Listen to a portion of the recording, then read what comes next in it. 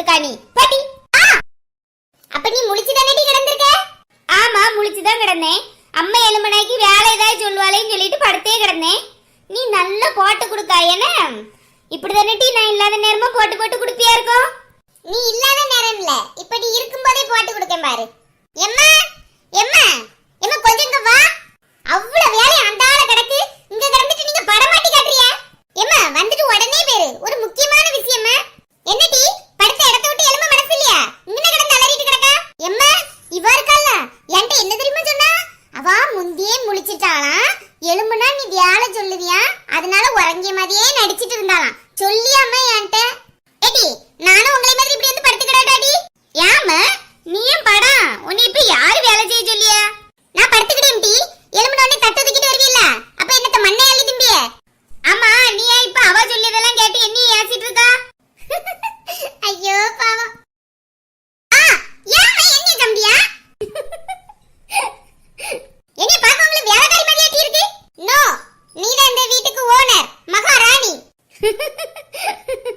மகாராணின்னு சொன்னோடனே அம்மைக்கு சிரிப்ப பாரு. எம்மா சும்மா விளையாட்டுக்கு தான் சொன்னேன், போ 2 காபி போட்டு வா. எனக்கு காபி போட்டு வரணுமா? ஐயோ கோவமாயிட்டியே, அப்ப நீ இரு, நான் போட்டுக்கிட்டேன். ஏடி யாவட்டி காலையிலே பாடா படுத்துறியே. எம்மா நீ சிரிச்சா எவ்வளவு அழகா இருக்கா தெரியுமா? ஏமா கோவப்பட்டுட்டே இருக்கா எப்பமா?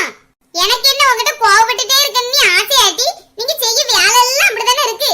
கொஞ்சம் சீக்கிரம் எழும்ப பாருங்க மக்களே, என்ன வேலை இருக்கு தெரியுமா? காலையிலே கொஞ்சம் வேலை செஞ்சு தந்தா எனக்கு கொஞ்சம் ஏந்தலா இருக்கும்ல மக்கா.